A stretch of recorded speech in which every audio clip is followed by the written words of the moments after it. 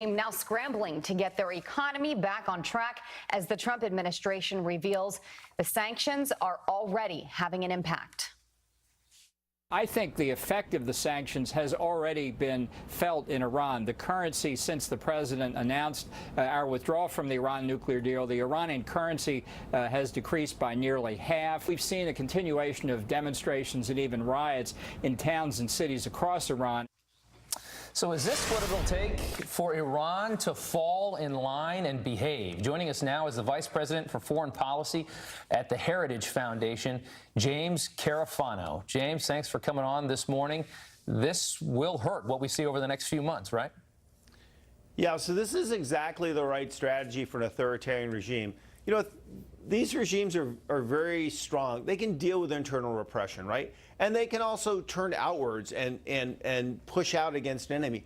What they have very real difficulty with is doing both at the same time. So when they're faced with external pressure from the United States and internal opposition from their own people, they're kind of stuck. And we've seen this with the Iranian regime before in the decades since the revolution is when they feel like they're under a lot of pressure, what they tend to do is they tend to pull in their claws and hunker down and get more conservative. So let's take a look at some of the targets of these sanctions. That includes the automotive industry, precious metals, aluminum, steel, and coal.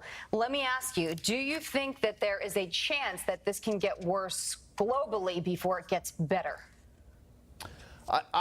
I actually think what the Iranians will do is knuckle down and just hope Trump doesn't get reelected. So think about it from their perspective.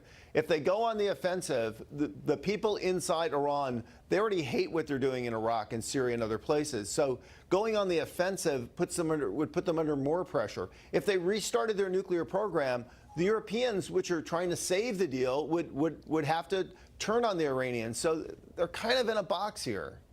I'm sure you heard what Lindsey Graham said about all of this. He made a lot of really good points. This Iran deal was never sent through Congress because it would have never gotten approved. All the money that has benefited this country has been used basically to sponsor terror, has not gotten to the people.